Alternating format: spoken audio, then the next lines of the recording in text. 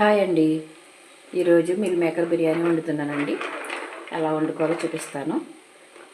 నీళ్ళు బాగా వేడెక్కిన తర్వాత అందులో మిల్ మేకర్ వేసుకుని కొంచెం సేపు ఉంచుకోవాలి. వేడి నీటిలో వేయాలన్నమాట. ఇప్పుడు ఈ పక్కన పెట్టుకుని ప్యాన్ వేడెక్కిన తర్వాత ఆయిల్ వేడెక్కిన తర్వాత ఈ బిర్యానీ సామాన్లు అన్నీ వేసేసుకోవాలండి.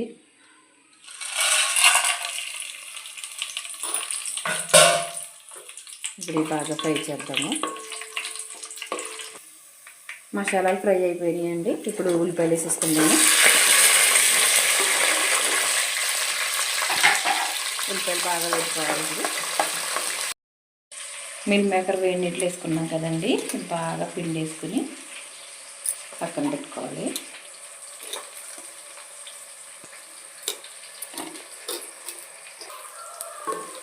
ఉల్లిపాయలు బాగా ఫ్రై అయిపోయాయండి. ఇప్పుడు టమాటాలు వేసుకుందాము.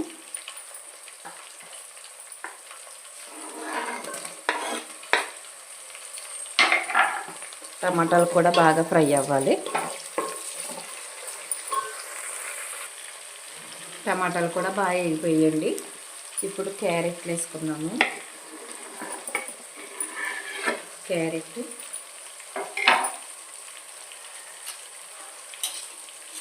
బంగాళదుంప వేసుకొని ఫ్రై చేసుకుందామండి.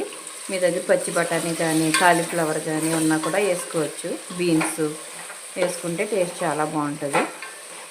నా దగ్గర ఇవేమన్నా ఇవి వేస్తున్నానండి. ఇప్పుడు ఇవి బాగా ఫ్రై చేసుకోవాలి.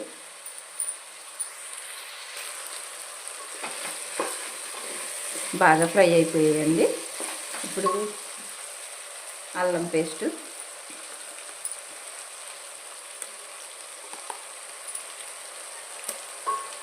మసాలా,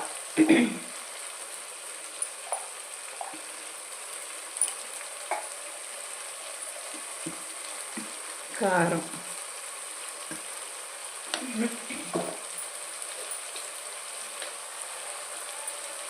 సాల్ట్,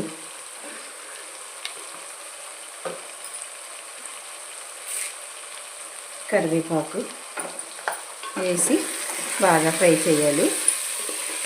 నా దగ్గర కొత్తిమీర, పుదీనా లేదండి. ఉన్న వాటితోనే తొందరగా క్యారేజీ రెడీ చేస్తున్నాను. బాగా కలుపుకొని కాసేపు వేగనివ్వాలండి. బాగా ఫ్రై అయిపోయాయండి. ఇప్పుడు కొద్దిగా పెరిగేసుకున్నాము.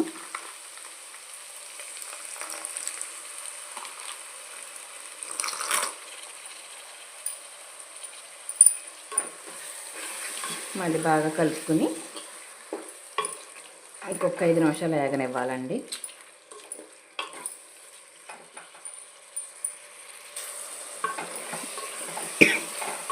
చూడండి బాగా ఎగిపోయింది కదా.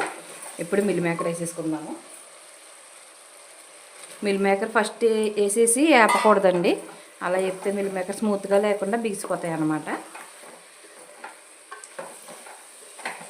ఇప్పుడు ఒక 2 నిమిషాలు వేపేసి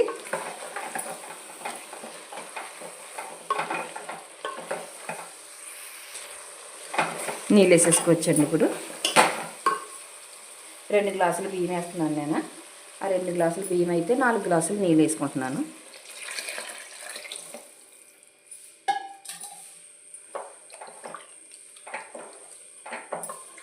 ఇప్పుడు వాటర్ మరగాలి. నీళ్ళు మరిగిపోయాయండి.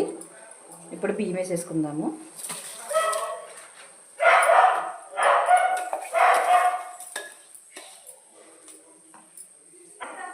ఇప్పుడు మీడియంలో పెట్టేసుకొని అలా వదిలేద్దామండి. అదిగోండి మిల్ మేకర్ బిర్యానీ రెడీ అయిపోయింది. నా దగ్గర కొత్తిమీర లేదు, అందుకే కరివేపాకు జల్లేసి ఆపేస్తున్నానండి. టేస్ట్ అయితే చాలా బాగుంటుంది. మీరు కూడా ఒకసారి ట్రై చేసి చూడండి. సింపుల్గా అయిపోద్ది రెసిపీ. నా వీడియో నచ్చితే కనుక లైక్ చేయండి, షేర్ చేయండి, సబ్స్క్రైబ్ చేసుకోండి.